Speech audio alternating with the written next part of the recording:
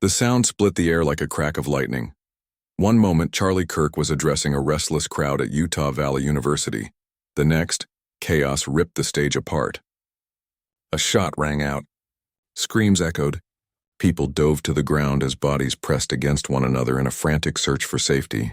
The camera phones, the very tools that had amplified Kirk's voice across the nation, now captured something unspeakable. A young conservative leader collapsing mid-sentence, his microphone still humming with feedback. The headline was born in real time, spreading at the speed of light. Charlie Kirk has been shot. Within minutes, phones buzzed in every corner of America. Some in disbelief, others in anger, many in fear. Twitter feeds erupted. Is this real?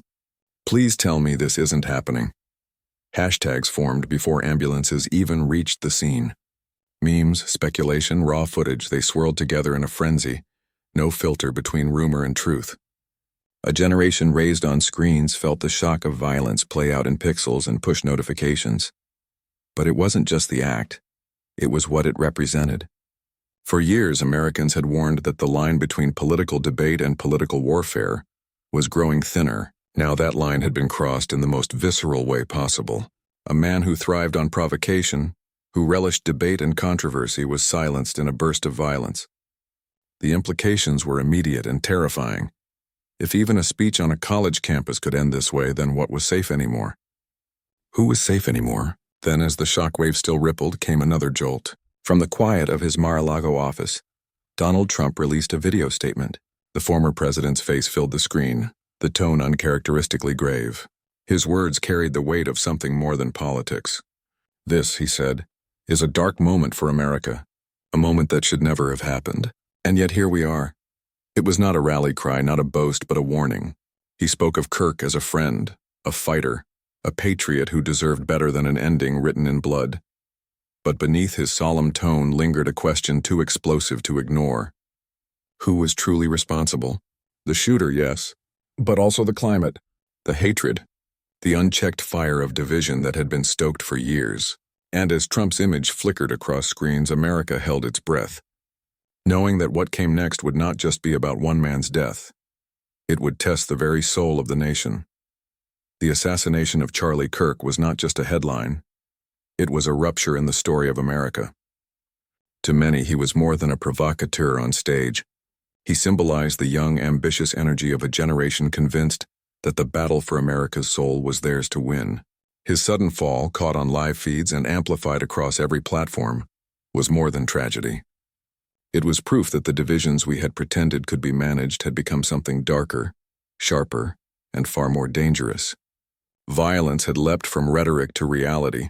For decades, America's identity has rested on the uneasy promise that speech, whether fiery, unpopular, or even offensive, was protected. You could disagree, you could protest, you could mock, but you could not silence with bullets. When Kirk collapsed under the echo of gunfire, that promise cracked. And for millions watching, it felt as if something fundamental about democracy itself had been put on trial. The urgency didn't come only from the loss of one man, but from the mirror it forced the nation to face.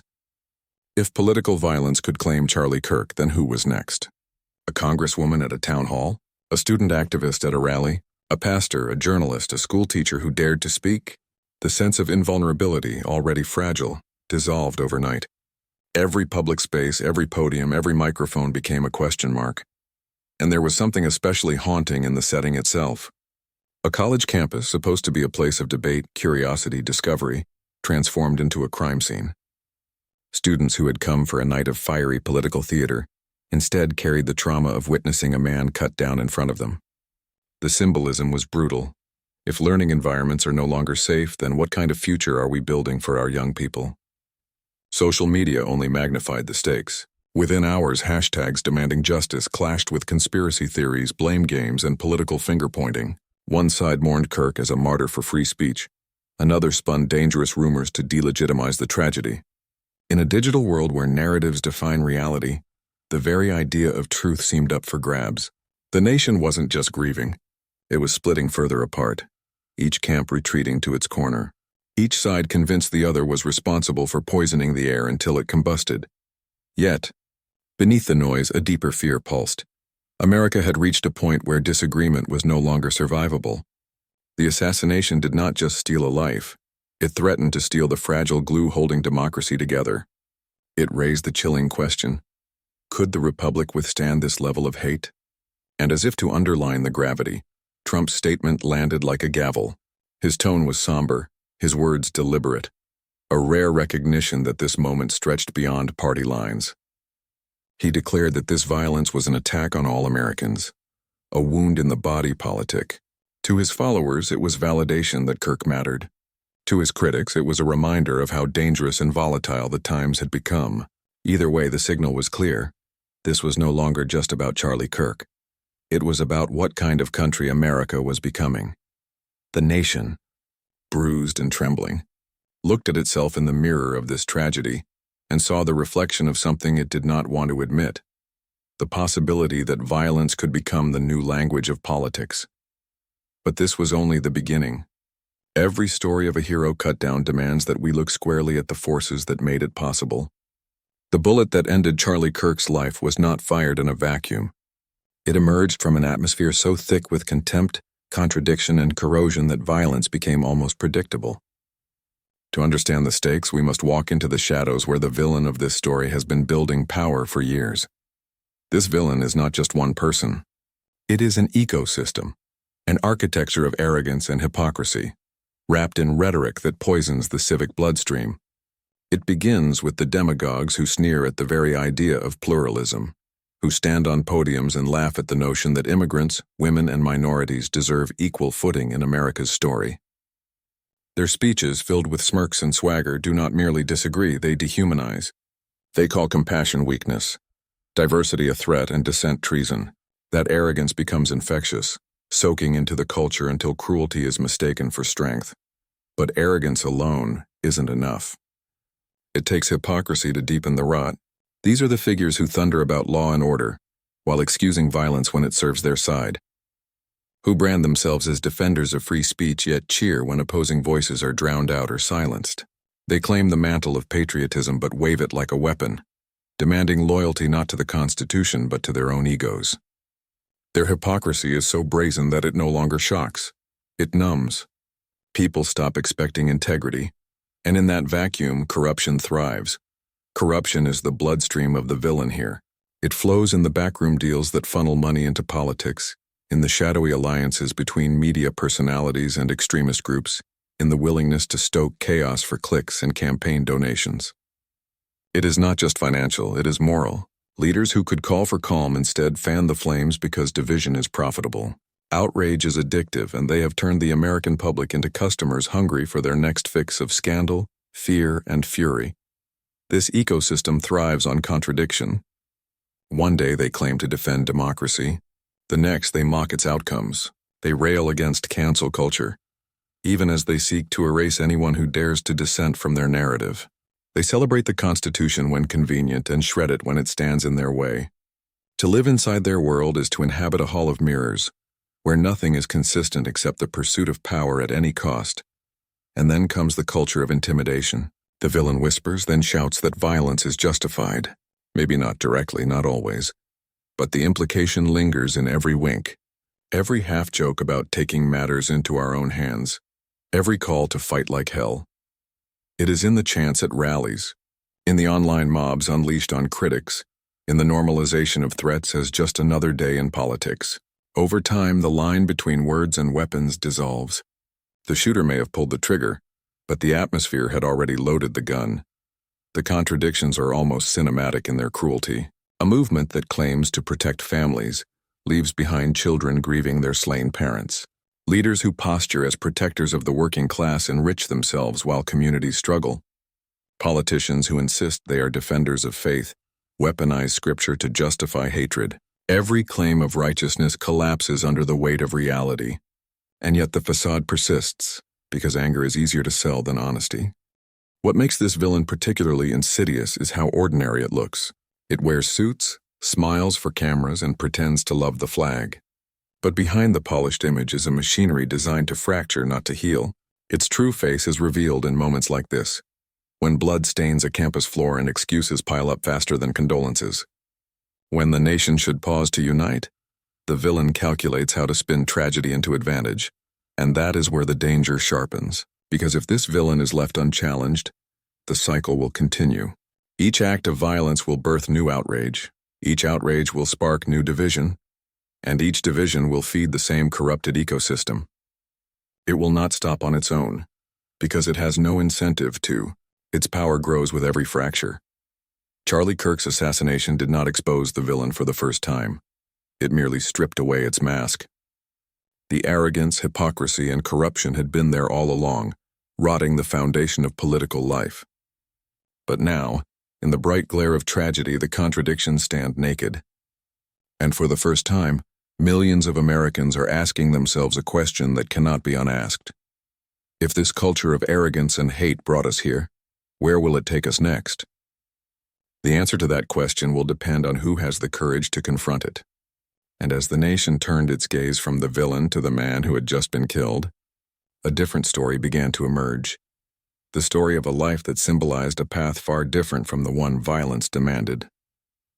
To understand the weight of Charlie Kirk's loss, we must step back from the chaos of sirens and hashtags and remember the story that brought him to that stage in the first place. Because Kirk was not just another name in the endless churn of headlines, he was a figure who had built himself piece by piece, out of sheer determination, controversy, and a belief that his voice could shape the future. Charlie was born into the comfortable suburbs of Chicago, but his path was never the storybook of privilege it might have seemed from the outside. He was a restless student, an outsider in classrooms where conformity was rewarded and conviction was punished. Teachers doubted him, classmates dismissed him, and the conventional routes of success seemed out of reach. For a while, he wrestled with the same question countless young Americans face.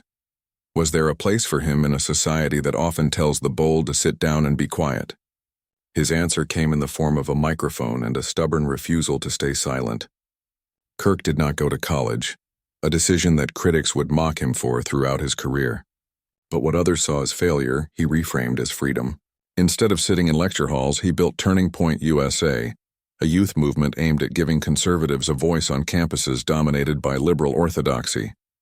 What began as a handful of volunteers handing out flyers turned into a national organization with chapters across the country.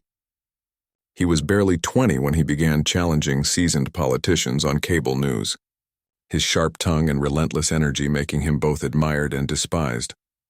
But behind the bravado was a man who sacrificed more than most realized. Kirk spent his early 20s on the road, crisscrossing the nation's campuses in cheap rental cars, living out of suitcases, facing down protests, jeers, and sometimes even threats. While his peers built careers and families, he built a movement. He endured loneliness, exhaustion, and ridicule because he believed that young people needed to see someone willing to fight, even if it meant becoming a lightning rod for their anger. And fight he did. For every viral clip of Kirk dismantling a heckler with quick wit, there were hours of grinding work behind the scenes, fundraising calls, late-night strategy sessions, endless debates about how to keep the movement alive. His critics painted him as arrogant, but his allies knew the quieter side. The man who would encourage a nervous student before they walked on stage, the mentor who told young activists that their voice mattered, the friend who carried the weight of their fears on his shoulders. The resilience that defined him was not born of ease, but of trial. Kirk faced smear campaigns that would have broken lesser figures. He was mocked for his lack of a degree, his youthful bravado, his unapologetic positions. Yet each insult seemed only to sharpen him. He transformed criticism into fuel, turning every attempt to humiliate him into an opportunity to grow louder, clearer, and more certain. He understood instinctively that in politics, ridicule is often the tax paid by those who refuse to be silenced.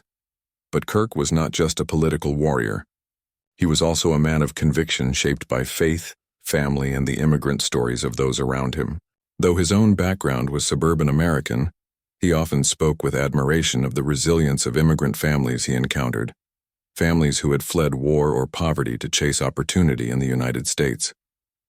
He saw in their sacrifices a reflection of his own philosophy, that America's greatness lay in ordinary people willing to endure hardship for a chance at something better. His speeches carried that refrain, reminding audiences that the American story is not inherited, it is fought for. In private moments, friends recall Kirk as more vulnerable than his stage persona suggested, He confessed fears of burnout, of failing those who believed in him, of becoming the caricature his opponents painted.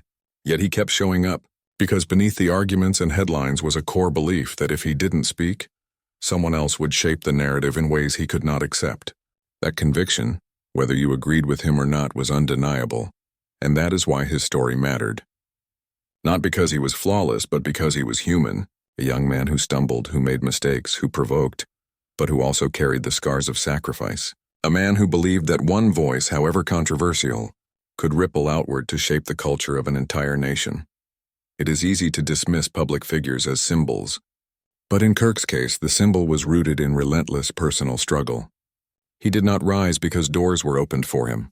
He rose because he refused to stop knocking, even when the door was slammed in his face.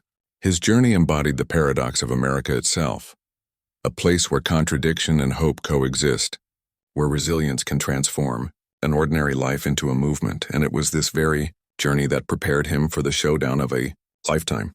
The auditorium was alive, with tension long before the first word of challenge was spoken. Students packed shoulder to shoulder, cameras raised high, each face lit by the anticipation of a spectacle. Charlie Kirk had always thrived in these moments, the debates where he would face down opponents not just with arguments, but with a kind of theatrical intensity that turned the room into a stage. Yet on this night, the stakes were unlike any he had faced before. The villainous current of arrogance that had been building across the nation was about to show its hand, and the air was charged with the sense that something irreversible was on the horizon. At first it was subtle, a question tossed from the audience, framed not as curiosity but as a sneer. What makes you think someone like you deserves to speak here at all? The room rustled, half gasps, half laughter. Kirk, steady as ever, leaned into the microphone and began to answer. His voice was calm, deliberate, the voice of a man who had weathered such storms countless times. But even as he spoke, the opposition grew bolder. Insults from the back row. Shouts timed to drown him out. This was not debate in its noblest form, it was intimidation masquerading as discourse. The antagonist energy surged with each interruption, emboldened by numbers and by the belief that sheer volume could overwhelm reason. Their leader, a young activist with a smirk that radiated contempt, rose from the crowd. "You're a fraud," they declared, pointing at Kirk with the flair of someone performing for cameras rather than seeking truth. "You claim to fight for freedom, but all you do is divide. You don't belong here." The words hung heavy in the hall. It was no longer about policy or principle. It was about legitimacy itself. To question whether a man deserved to speak was to question whether dialogue had any place left in American life. For a moment, even Kirk seemed to recognize the weight of it. His brow tightened, his grip on the microphone firmed, and his reply carried not just the tone of defense, but of defiance. "I belong here because America belongs to all of us," he said, his voice rising above the jeers. "And if you believe your ideas are stronger, then don't shout me down, prove me wrong." The crowd erupted, some in applause, others in fury. The villainous figure grinned, basking in the chaos they had ignited. It was arrogance on full display, the belief that disruption alone was victory, that silencing was more powerful than persuasion. The more Kirk responded with composure, the louder and more aggressive the interruptions became. It was as if two visions of America were colliding in real time, one where disagreement sharpened understanding, and another where disagreement was crushed before it could even breathe. Each exchange raised the temperature. Kirk pressed on, weaving his arguments with precision, while the antagonist grew more theatrical, more desperate to seize the room's attention. Their words dripped with contradiction, demanding tolerance while spewing contempt, invoking justice while ridiculing the very idea of dialogue. The hypocrisy was naked, and yet in the roar of the moment it carried its own dangerous allure. Tension coiled tighter with every line. The students caught between both sides shifted uneasily, torn between the thrill of confrontation and the dread that something was about to break. Even the air seemed heavy, the kind of heaviness that signals a storm just before it cracks open the sky. Kirk, though, remained centered. His calm only seemed to infuriate his opponent further. Each pause he took, each measured response was met with louder attempts to rattle him. But there was a quiet confidence in his bearing, a sense that he understood something the antagonist did not, that arrogance is brittle, that contempt eventually folds under the weight of truth. The debate had become more than words. It was a microcosm of the nation itself, divided, impatient, teetering on the edge of something larger. And the audience felt it. Phones stopped recording, hands clenched into fists, the collective heartbeat of the room quickening as both sides waited to see which vision would prevail. But then, in a single moment, everything flipped. The room was on edge. The tension stretched so thin it felt like the smallest spark could shatter it. For what seemed like endless minutes, the antagonist had held the floor with arrogance, spitting out rehearsed talking points, tossing insults like daggers, convinced that volume could stand in for truth. Every taunt, every smirk, every dismissive wave of the hand was designed to belittle, to paint Kirk as powerless, irrelevant, and small. The villain's voice grew sharper, their laughter louder, as though the louder they became, the more convinced they were of their own invincibility. And then, first it was Kirk who created it, not with a shout, not with a rebuttal flung in haste, but with stillness. He lowered the microphone just slightly, his eyes sweeping the room, meeting faces one by one. Students, skeptics, supporters, even those who had come to jeer. He let the pause linger until the audience's restless energy collapsed into uneasy quiet. The villain, suddenly without the comfort of noise, shifted in their seat, still smirking but now betraying a flicker of impatience. Kirk raised the microphone back to his lips. His voice, calm but resonant, cut through the room like a bell. "You've said a lot tonight, loudly, repeatedly, but here's the thing, volume doesn't make you right. And arrogance doesn't make you strong." A ripple ran through the audience. Phones came back up, screens glowing as they captured what they sensed was about to become the moment. "You accuse me of dividing America," Kirk continued, his tone steady. "But what you're doing right now, this attempt to silence, to ridicule, to erase voices you disagree with, is the real division. Because America was never meant to be a place where one group dictates who gets to speak and who doesn't. It was meant to be a place where even voices you despise have the right to be heard." The villain leaned forward, ready to interject. But Kirk raised a hand, not in anger but with a quiet authority that demanded patience. "No, you've had your turn. Now listen." The crowd hushed again. Some leaned forward almost unconsciously, drawn in not by fire but by conviction. Kirk's composure had transformed the energy of the room. He wasn't shouting. He wasn't matching insult with insult. He was standing in the eye of the storm, and that steadiness became magnetic. He went on. "You accuse me of hypocrisy. You say I fight for freedom while dividing the nation. But let me ask you this. What is freedom if not the ability to speak even when others hate what you say? What is unity if it requires conformity? If it demands silence from those who think differently? That's not unity. That's tyranny dressed in polite words." The villain's smirk faltered. It was subtle but noticeable, the first crack in the mask. "And let's be honest," Kirk said, leaning into the microphone now, his words deliberate. "You don't want dialogue. You want dominance. You don't want fairness. You want control. Because deep down you know that if ideas were truly put side by side, yours and mine, yours wouldn't stand the test of scrutiny. That's why you try to shout me down instead of prove me wrong." Gasps rippled through the audience. The sting of truth had landed, and the villain's face flushed, their earlier confidence suddenly looking like bravado stretched too thin. Kirk paused again. He let the weight of his words settle before delivering the line that would ignite the room. "You call me dangerous because I won't sit down. But I call you dangerous because you're afraid of debate itself." That was the moment. Phones tilted forward. Hands shot up to cover open mouths. A roar erupted from the supporters in the crowd, cheers thundering against the walls. Even those who had come in skeptical couldn't deny the shift. They were witnessing arrogance crumble under the pressure of composure. The villain tried to recover, fumbling for another insult. But Kirk pressed on, seizing the momentum. His words grew more personal, more resonant. "I was raised to believe that truth doesn't need to shout, that dignity doesn't need to mock, and that courage doesn't come from tearing others down, but from standing firm even when the world laughs in your face." The crowd cheered louder now, a rhythm of applause breaking through the air. The villain sat back, their earlier swagger evaporating, reduced to silence as Kirk carried the moment higher. "And you know what?" Kirk said, his voice rising to a crescendo. "This right here tonight, this is what America is about. It's about people showing up, disagreeing, arguing fiercely, but doing it with the belief that freedom is bigger than any one of us. You don't have to like me. You don't have to agree with me. But you cannot silence me, because my voice doesn't just belong to me. It belongs to the promise that this country is for all of us, no matter who we are, where we come from, or what we believe.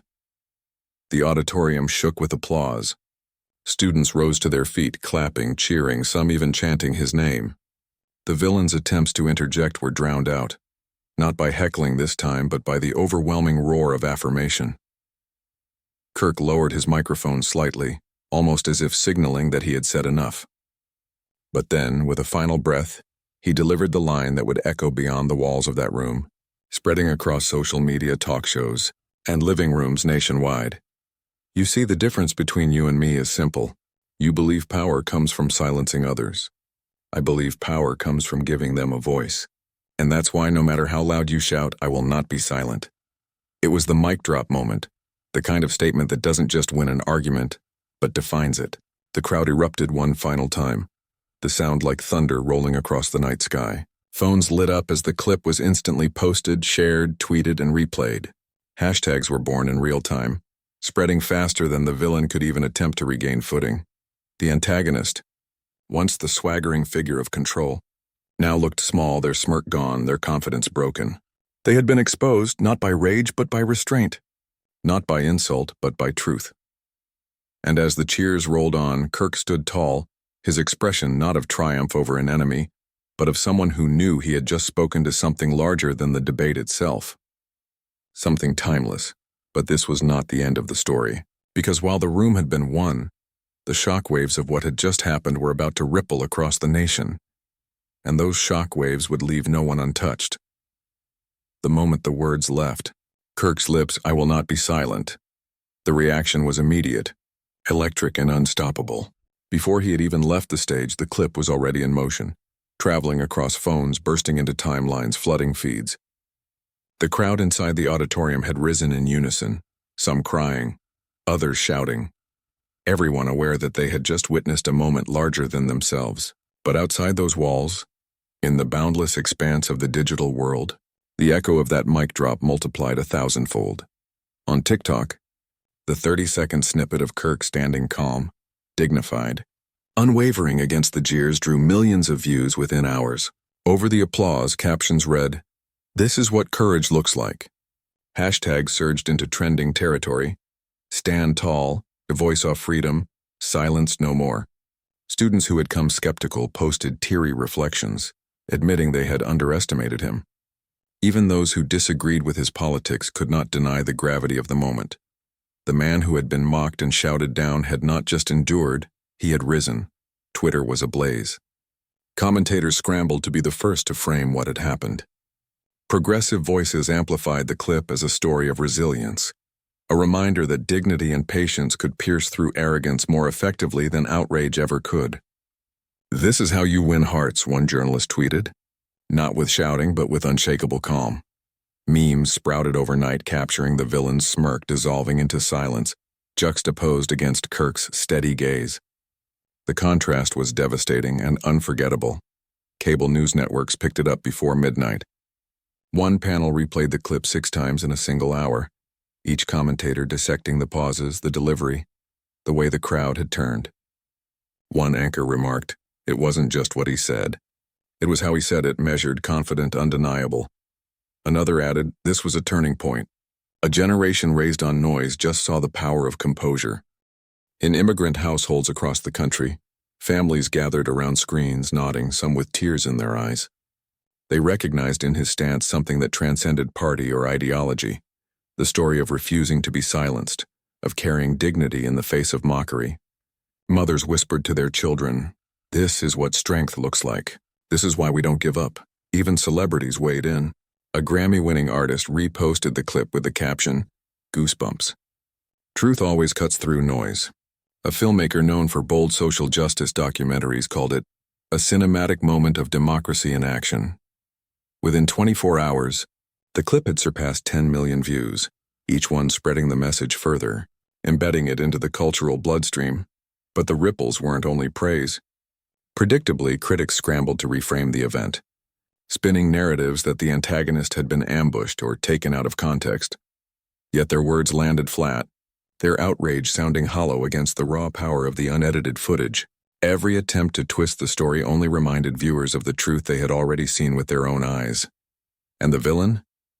Their silence spoke louder than any rebuttal. Once so cocky, so sure of themselves, they avoided interviews, retreated from the spotlight. Screenshots of their blank expression at the height of Kirk's counterattack circulated widely, captioned with biting humor. When arrogance meets reality. The once slick image they had built now lay in ruins, a symbol of what happens when bravado collides with conviction.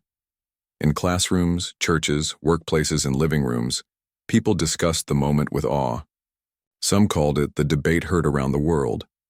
Others saw it as a cultural reset, a reminder that in a society drowning in cynicism and noise, there was still room for moral clarity. And always at the center of those conversations was the image of Kirk, steady, dignified, refusing to bow. Social media didn't just amplify the moment, it transformed it into a movement. Hashtags became calls to action, students began organizing forums, and influencers encouraged their followers to stand tall, speak boldly, and refuse to be silenced. For many, Kirk's stand became more than a viral clip. It was a mirror, reflecting their own struggles to be heard in classrooms, workplaces, and communities where their voices were too often dismissed. The nation hadn't just watched a debate. It had witnessed a cultural flashpoint, a reminder of what was at stake. Freedom of speech, dignity of identity, the courage to face hostility without losing one's center. And as the story spread across platforms, through word of mouth and into the headlines, one truth became undeniable. The hero had won, not through rage, not through domination, but through composure and conviction. But the story wasn't over yet. In the days that followed, as the viral clip continued its relentless march across screens and into conversations, Kirk chose not to bask in the applause. He could have leaned into the praise, could have paraded his victory as a weapon against his critics. But instead, he did something different, something that reminded people why the moment had struck such a chord in the first place. He reframed it. He lifted it beyond himself, beyond politics, into something far greater, a lesson about who we are and who we aspire to be. Standing before a new audience just days later, he opened not with triumph but with humility. "You've seen the video," he said, his voice softer now, reflective. "You've seen the shouting, the insults, the noise. But what mattered wasn't that I had the last word. What mattered was that I didn't give up my dignity in the process." The room quieted. Students, parents, workers, immigrants all leaned forward, waiting. This was no longer about spectacle. This was about meaning, he continued. Hate will always try to provoke hate. Arrogance will always try to pull you into its orbit. But dignity is stronger. Because when you hold your ground without mocking, when you refuse to mirror the ugliness aimed at you, you don't just defend yourself. You defend something far bigger, the belief that respect belongs to everyone. Applause swelled, but he lifted his hand gently, urging patience. "I know it's not easy. Many of you here have felt the sting of being silenced, dismissed, told you don't belong. Maybe it was because of your accent, your skin, your faith, or the way you think. Maybe it was in a classroom, maybe in a workplace, maybe even in your own home. And in those moments, the temptation to lash out is real. But here's what I've learned. When you meet hate with hate, you lose. When you meet hate with dignity, you win, even if the other side never admits it."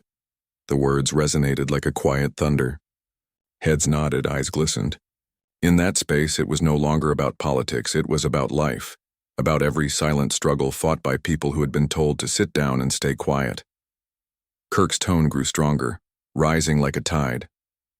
"Service is greater than corruption. Dignity is greater than hate. And courage is greater than fear. That's not just my story, it's the American story. Our country was not built by the loudest voices, but by the steady hands and unbreakable spirits of those who refused to give up, even when the world mocked them, even when they were told they didn't belong." The crowd erupted, this time unable to contain themselves. Yet again, he waited for the energy to soften before driving the lesson home. "The truth is, what happened that night wasn't really about me. It was about all of us. It was a test of whether we would let arrogance define the conversation, or whether we would insist on something better.